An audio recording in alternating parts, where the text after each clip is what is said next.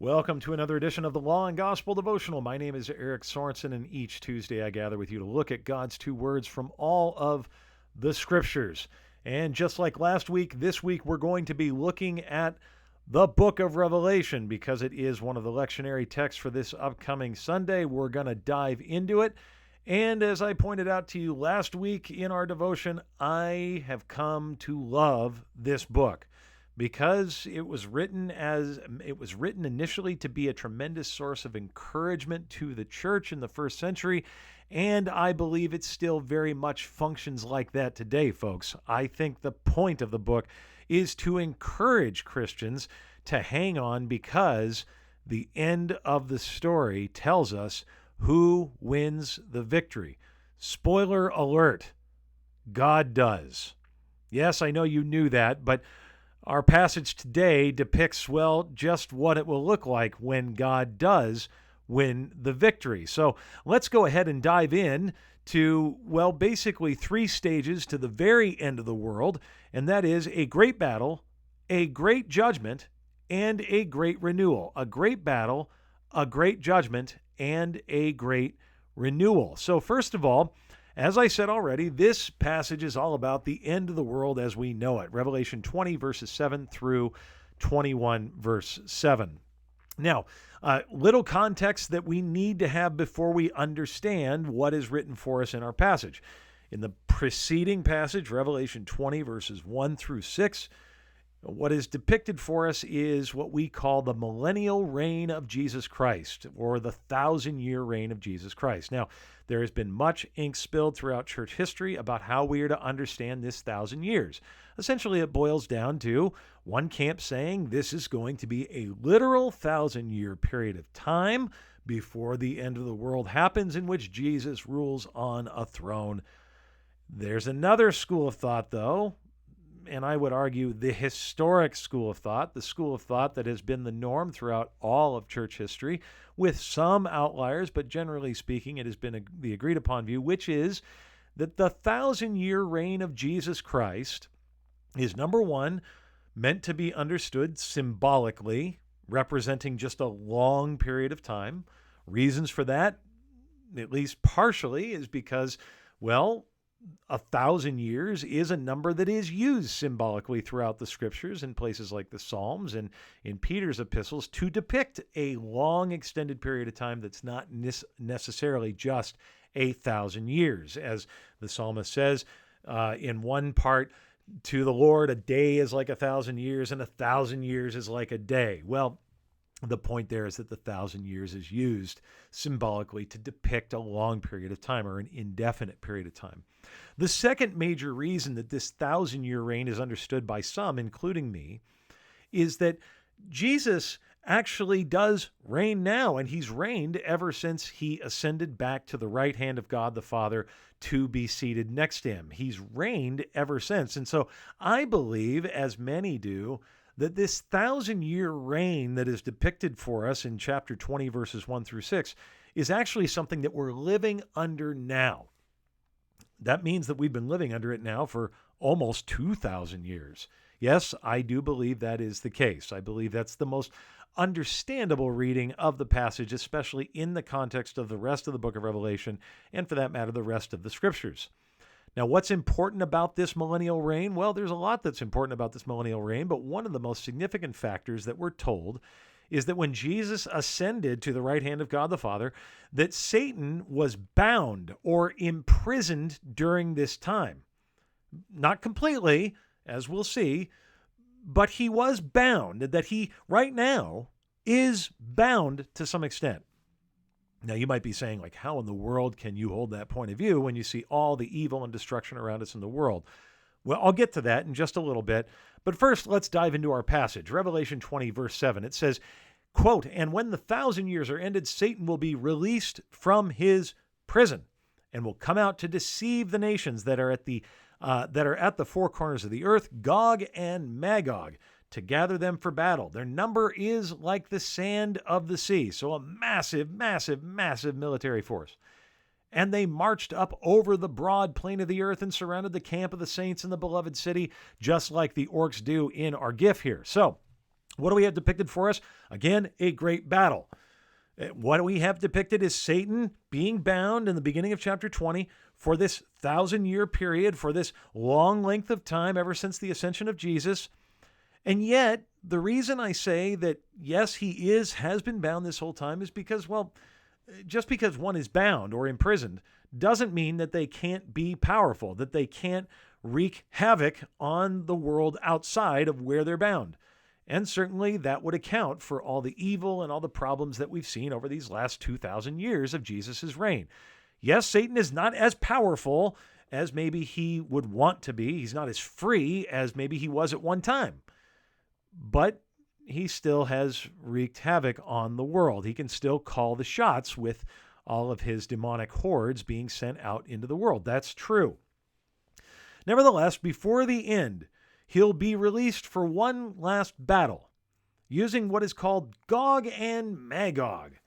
Now, folks, what in the world is Gog and Magog? Well, if you were around in the 70s and 80s, then you probably have visions of Russia and China come to your mind, because I heard plenty of sermons, certainly as I was growing up, that depicted it that way, that this was most likely the invasion of Russia and China against Israel or against the people of God in Jerusalem. The reality is, if you do a dig into who this Gog and Magog are, scripturally speaking, you look back to where we first hear that terminology found in Ezekiel chapter 38 and 39, what you're going to find is that nobody, and I emphasize this again, nobody knows what this Gog and Magog is. What we do know from Revelation is that Gog and Magog is composed of armies from the four corners of the earth. In other words, it goes beyond a geographical location. Could it be just a couple of countries that have been able to amass people from all over the world to fight their battle against the people of God? Maybe. Could it be Russia and China someday? Maybe.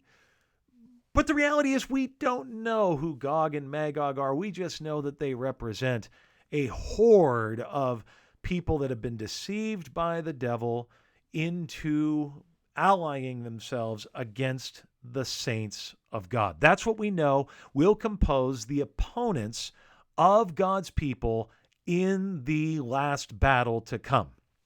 Now, some have asked me, if I'm alive when that last battle happens, will I be allowed to pick up arms and fight for the things of God? You know, these are more warrior type folks that want to be a part of the battle. It sounds exciting to them to be a part of the greatest battle in human history. And I always tell them the same thing. No. Why do I say that? Because I want to be a buzzkill? No. Because I actually have good news to share with them. And that is what is depicted for us in Revelation chapter 20, verses 9 and 10, is that, well, it turns out God is the one doing the verbs. Look at what it says. But fire came down from heaven and consumed them. Consumed who? Gog and Magog, the opponents of God's people. And the devil, who had deceived them, was thrown into the lake of fire and sulfur where the beast and the false prophet were. Now you say, Erick, you're bringing us into chapter 20 of Revelation and mentioning characters that I have no familiarity with. The beast, the false prophet. Okay, I know the devil, but who is this beast and false prophet? Well, just as God is known as Holy Trinity, Father, Son, and Holy Spirit, in the book of Revelation, there is an unholy Trinity presented to us, consisting of devil, the false prophet, and the beast. At the end, this unholy Trinity will be defeated and thrown into the lake of fire by the truly holy Trinity that is at work here at this great battle, as fire is sent to consume them, and they are thrown into a lake of fire where they will be said to be tormented day and night forever and ever. In other words, the greatest opponents to the things of God, to God himself, are defeated. Just like Thor brings down the hammer and lightning spreads all of the opponents away in this GIF, so it is the case with what God will do to his enemies in the great battle. So the question always comes, could we be on the cusp of the great battle? I get asked that all the time. And I guess the answer is, I know it's not satisfying, but maybe. Maybe. And frankly, since the victory of Jesus Christ, in which that was declared at his ascension, we've always been on the cusp of a great battle. I mean, the world's always sort of hinging on that, folks. And perhaps from the West's perspective, because of the decadence and the seeming increasing secularism and I would argue paganism of our surrounding culture, it seems like we could be on the dawn of a great battle anytime.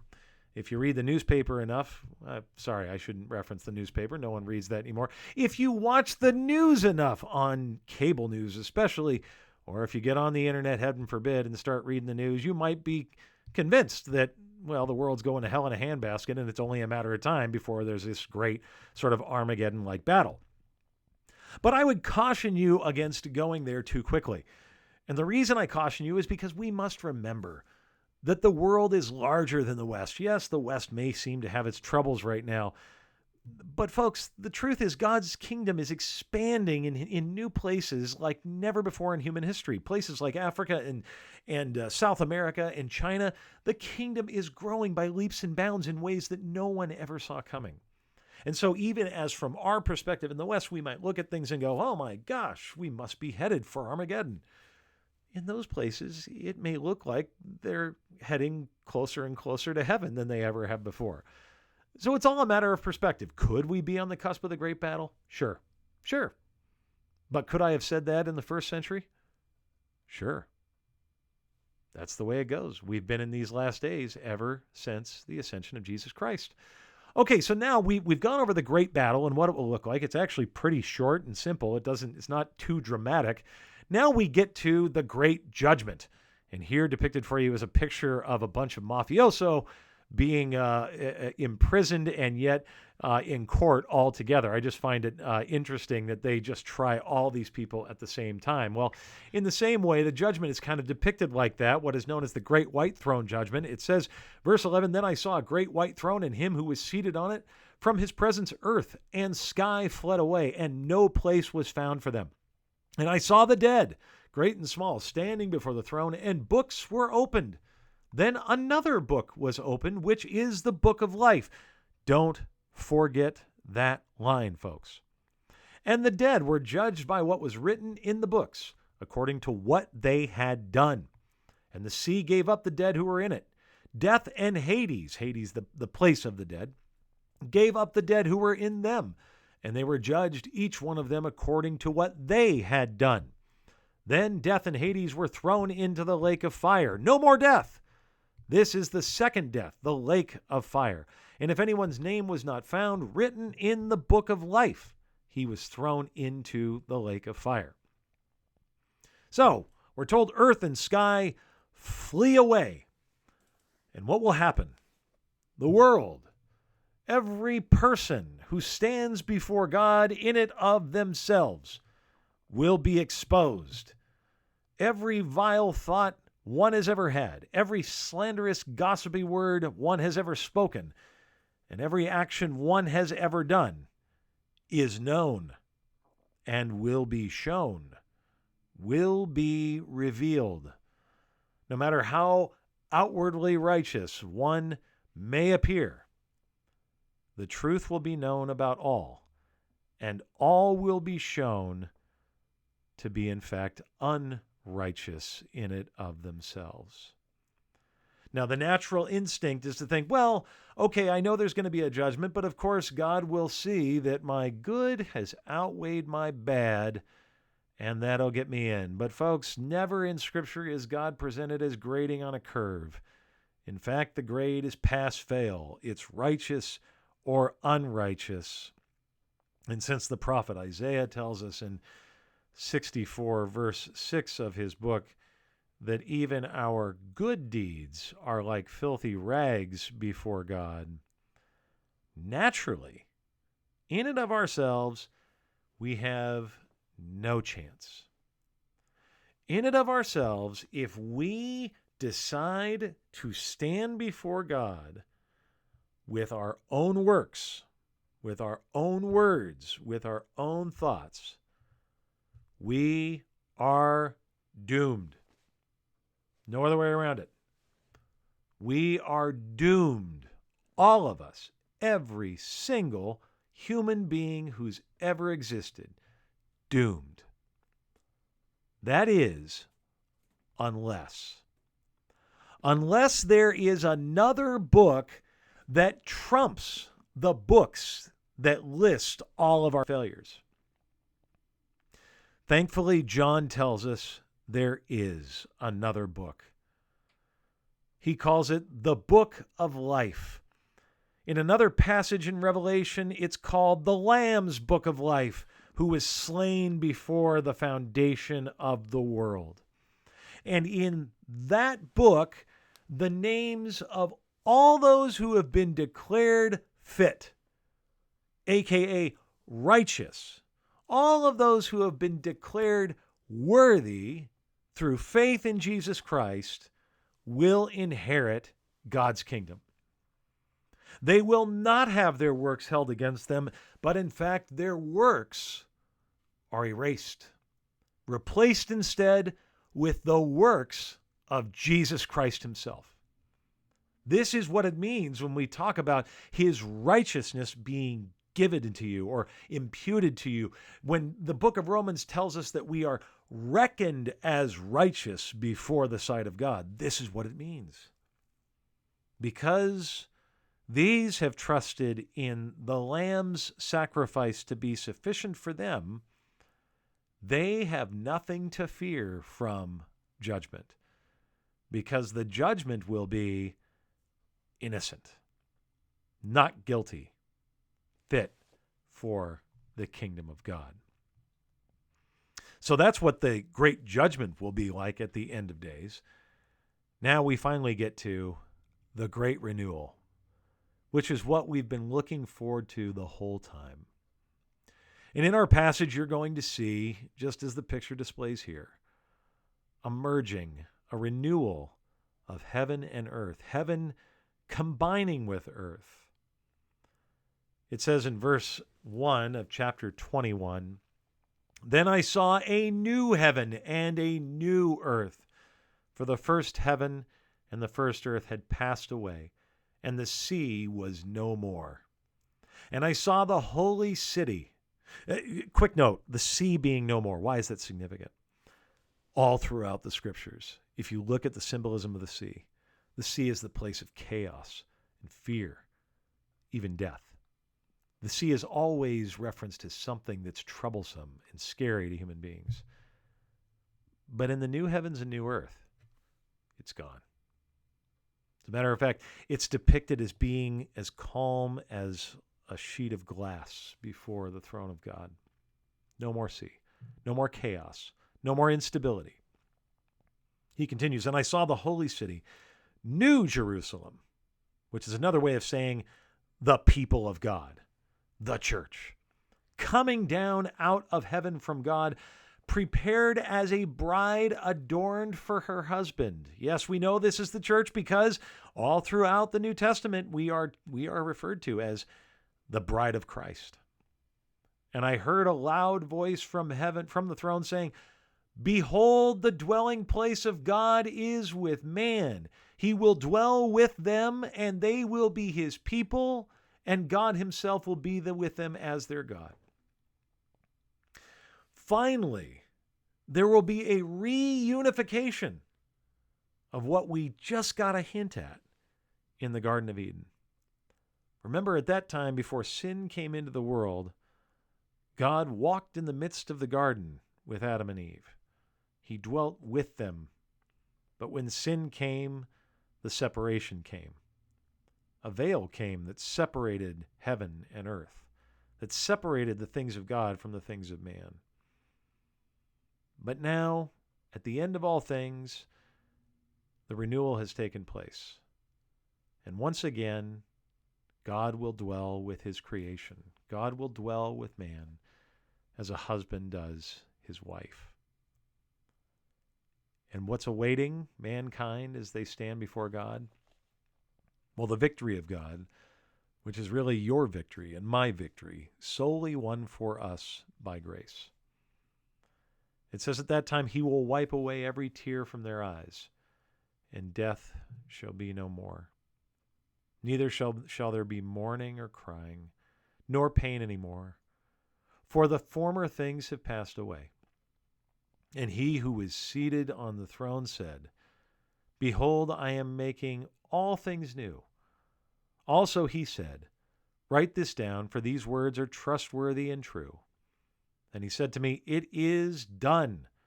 I am the Alpha and the Omega, the beginning and the end. To the thirsty I will give from the spring of the water of life without payment. The one who conquers will have this heritage, and I will be God, and he will be my son. Folks, what does Romans chapter 8 say of us?